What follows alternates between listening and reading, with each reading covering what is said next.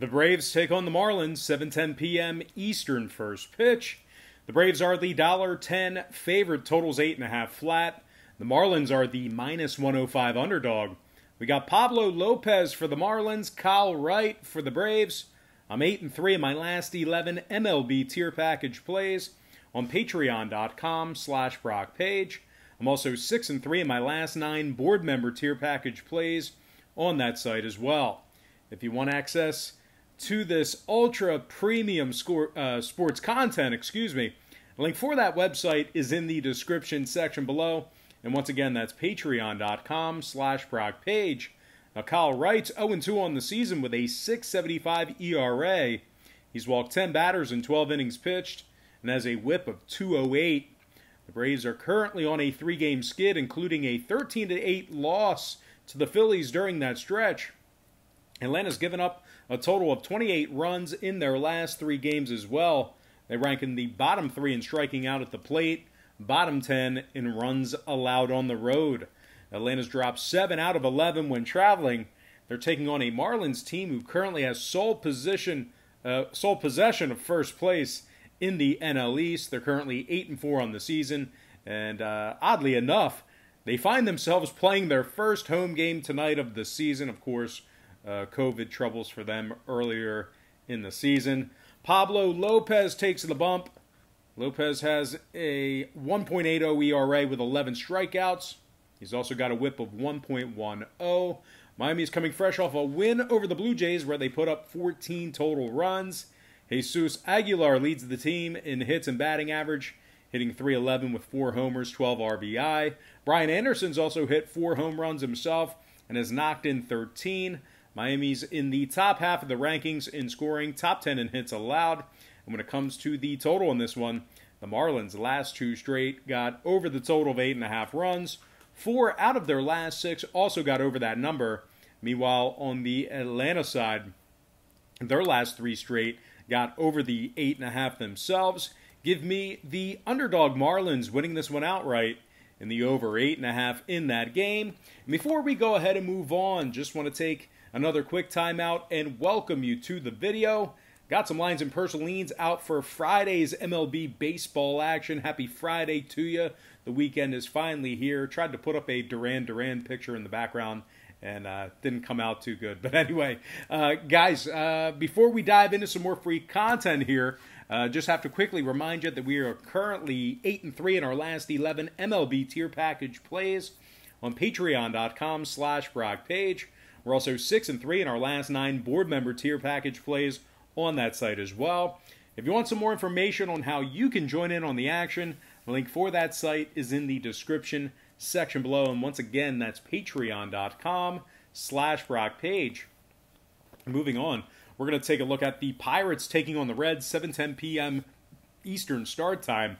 The Reds are the $2 favorite, totals 8.5, juice to the under. The Pirates are plus 165 for an upset win. And if you like Pittsburgh to keep this one close, they're minus $1.28, catching the 1.5.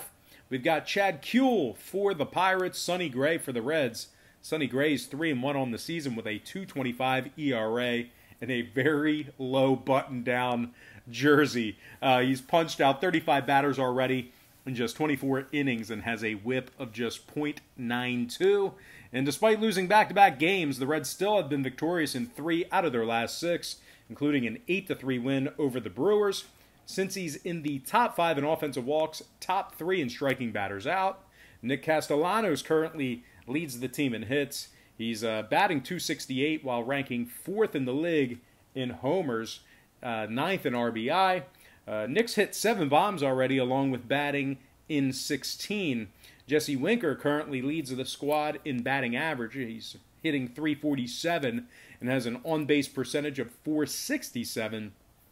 The Reds are in the top 10 in home scoring, top 3 in home strikeouts. They are taking on a Pirates team who, despite stealing Game 1 of this very series yesterday, they still lost 3 out of their last 4 and gave up 29 total runs in those losses. Matter of fact, the Pirates rank in the bottom 10 in scoring, bottom 3 in runs allowed. They've won just 2 of 9 when traveling this season, and they average just 3.6 runs per contest during those road games. Chad Kuhl takes the mound for the Buccos tonight. The Pirates have lost in 6 out of Kuhl's last 7 starts, and of course, that dates back all the way back to 2018, as Chad missed all of last season. Now, the Pirates are currently in last place in the NL Central and find themselves already 9 games below 500 after just 17 outings. Now, total-wise, 6 out of Pittsburgh's last 8 ball games got over the total of 8.5 runs. Meanwhile, the Reds on the other side saw their last 4 straight get over that number themselves. Give me the Reds minus 1.5 and the over 8.5 in that game. A bold Reds run line play. All right, moving on, we're going to take a look at the Indians versus the Detroit Tigers. 7:10 p.m. Eastern start time. The Indians are the $1.80 favorite. Total's 8.5 runs. The Tigers are plus 155 for an upset win. And if you like Detroit on the run line, they're minus 105 to cover. We got Ivan Nova for the Tigers, Aaron Savali for the Indians. Now, Savali's coming off his best start of the season, giving up just 1 run over 7 innings against the White Sox. Aaron's got an ERA of 2.84 with 23 strikeouts. He's walked just 2 batters in 19 innings and has a whip of 1.00 even. The Indians have won 5 out of their last 8, including a series win against the White Sox and Reds during that span. Cleveland's in the top 3 in runs allowed, top 3 in strikeouts. The starting rotation, very good. They're also giving up just 2.4 runs per contest on average on the road this season. Cesar Hernandez leads the team in hits. Franny Reyes leads the club in batting average. Franmi is batting .292 with 2 homers and 10 ribbies. Jose Ramirez currently leads the squad in homers and RBI. He's hit 4 round trippers with 13 runs batted in. They're taking on a Detroit squad who lost their last 2 straight, both losses to the White Sox. Detroit's won just 4 of 10 at home this season, and they failed to cover the run line in 7 of them. The Tigers are in the bottom 3 in striking out at the plate. They're actually striking out 10.2 times per contest, double-digit strikeouts on average for them. Now, total-wise, 2 out of Detroit's last 4 games stayed under the total of 8.5 runs. Matter of fact, the Tigers have gone 60% to the under thus far at home on the season. Meanwhile, the Indians on the other side saw 8 out of their last 9 road games stay under the posted total themselves. Cleveland's officially 79% to the under for the year. So give me the Indians minus 1.5 and the under 8.5 in that contest. Real tight window there. All right, next matchup. Brewers taking on the Cubs. And that is going to be an 8:15 p.m. Eastern start time. Cubs are the $1.10 favorite. Total's 8.5. Brewers are minus 105. And we got Brandon Woodruff on the bump for Milwaukee. Tyler Chatwood for the Cubbies. Chatwood's 2-1 on the year with 23 strikeouts in just 15 innings. The Cubs have won 3 straight, giving up just 1.6 runs per contest on average during that stretch. They also won 9 out of their last 10, and they currently lead Major League Baseball in wins alongside of Oakland. Chicago's gone 8-1 straight up at Wrigley this season. Top 3 in runs allowed at home. Very good defensively and with regard to pitching. Javier Baez currently leads the team in hits. He's also hit 3 home runs and batted in 10. Ian Happ's batting .326 as well. He currently leads the club in batting average. Anthony Rizzo's hit 4 homers, and Jason Hayward's batted in 11. Both men leading the team in those respective figures. Chicago is in the top 10 in scoring, top 10 in hits allowed. They are taking on a Brewers club who's got Brandon Woodruff on the mound. Brewers are just 2-3 straight up in his last 5 starts, dating back to last season. Milwaukee's lost their last 2 straight and dropped 5 out of their last 7. They currently rank in the bottom 5 in scoring, bottom 3 in striking out. Now, total-wise, 2 out of Milwaukee's last 3 got over the total of 8.5 runs. 5 out of their last 8 also got over that number.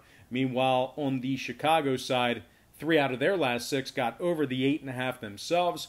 Give me the Cubs minus $1.10 and the over 8.5 in that game. Next contest, Rangers taking on the Rockies, 8:40 p.m. Eastern start time.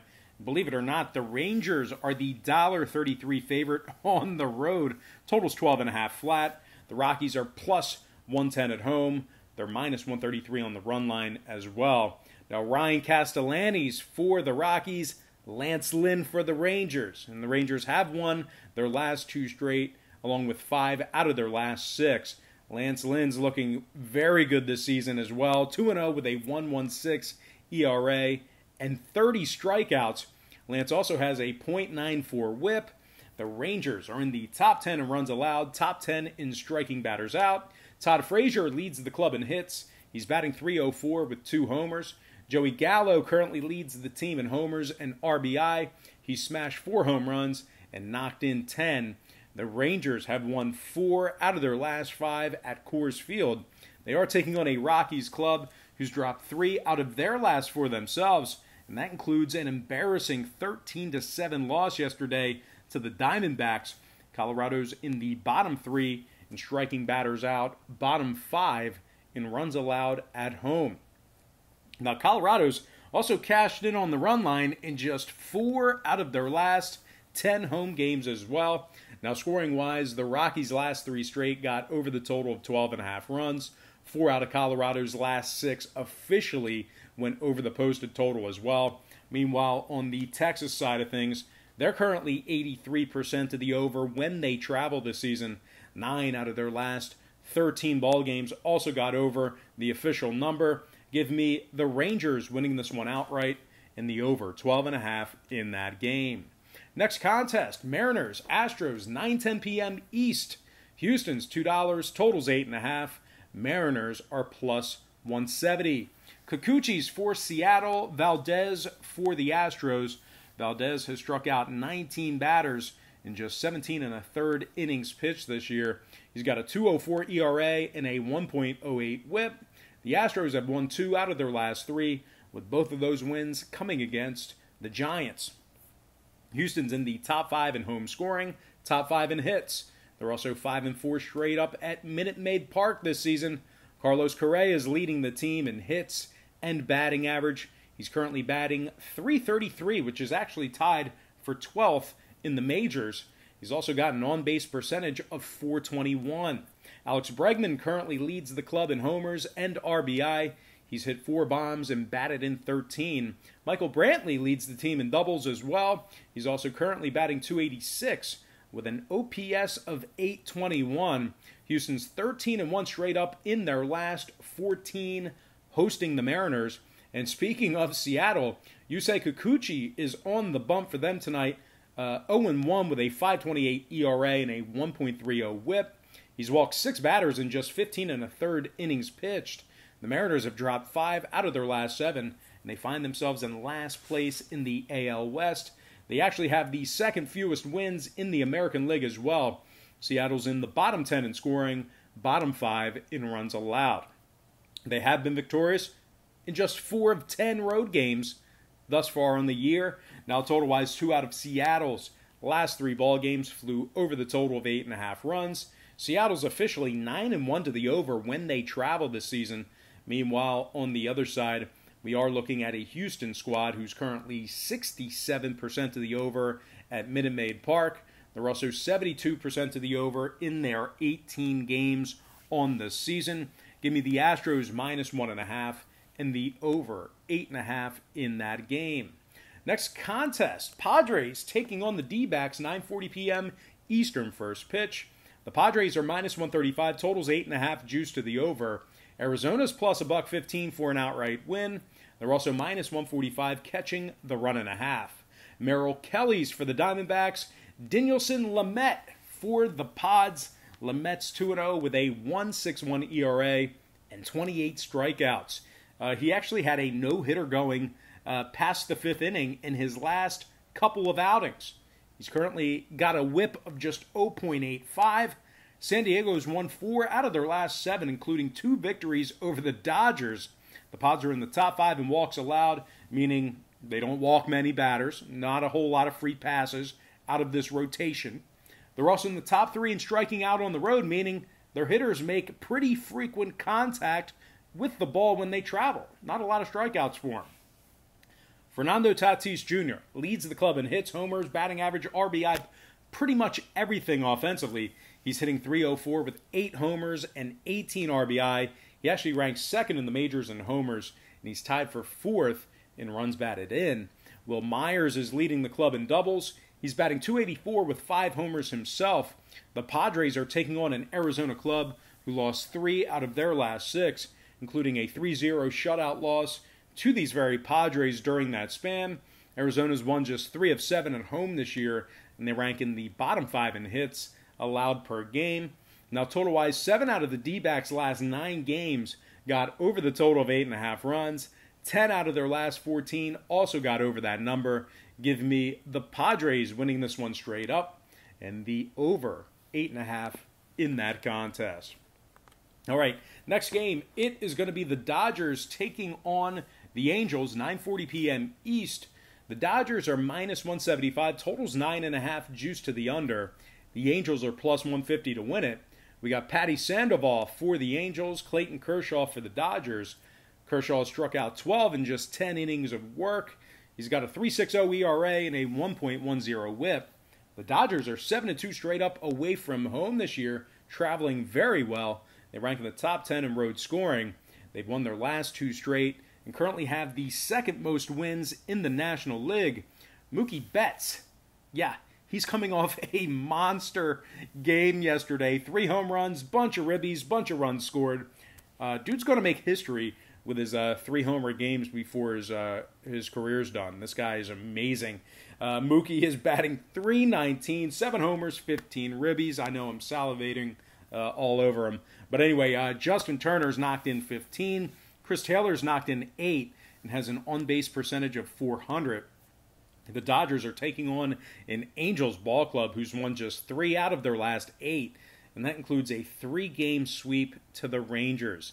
The Angels are in the bottom 10 in hits, bottom 10 in runs allowed. They've also won just 4 of 9 at Angel Stadium.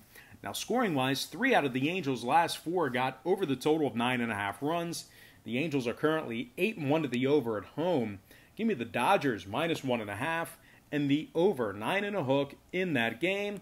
And with that, we're going to dive into our next and final matchup. It is going to be the Oakland A's versus the San Francisco Giants, 9:45 p.m. Eastern start time. The A's are the $2 favorite. Total's 8.5 flat. The Giants are plus $1.70. And if you like San Fran to cover, they're plus 105 on the run line. Johnny Cueto's on the hill for the Giants. Frankie Montas for the Athletics. The A's have won 10 out of their last dozen and have the most wins in Major League Baseball. They're currently tied with the Cubs with 13 wins on the season. Montas is 2-1 on the year with a 1.57 ERA. He's punched out 22 batters in 23 innings pitched. He's also got a 1.00 whip. Sorry, my foot itches. The A's rank in the top 3 in offensive walks, top 5 in runs allowed. Matt Chapman leads the club in hits and RBI. He's knocked in 15 already, which is tied for 12th in the league. He also hit 6 home runs, which is tied for 7th. Matt Olson's also hit 6 home runs and knocked in 14. They're taking on a Giants club who lost 5 out of their last 7 themselves, and they rank in the bottom 10 in scoring. Now, Johnny Cueto's walked 9 batters in 18 1/3 innings pitched, 5.40 ERA, 1.36 whip for Johnny. And when it comes to the scoring in this one, 2 out of the Giants' last 3 got over the total of 8.5 runs. 5 out of their last 7 also got over that number. They're officially 5-1 at the over at home. So with all that said and done, give me the A's -1.5 and the over 8.5 in that game. All right, guys, that's going to do it for me. Don't forget to check me out on Patreon. If you decide to sign up for a package today, just keep in mind, we'll bill you the day you sign up and then the first of every month following that. But more importantly, guys, I got to thank you for joining me right here on YouTube. I really hope you enjoyed all this great free content, all this great free information. And with that said, happy Friday to you. Best of luck to you. And I look forward to seeing you later on today on my website at patreon.com/BrockPage.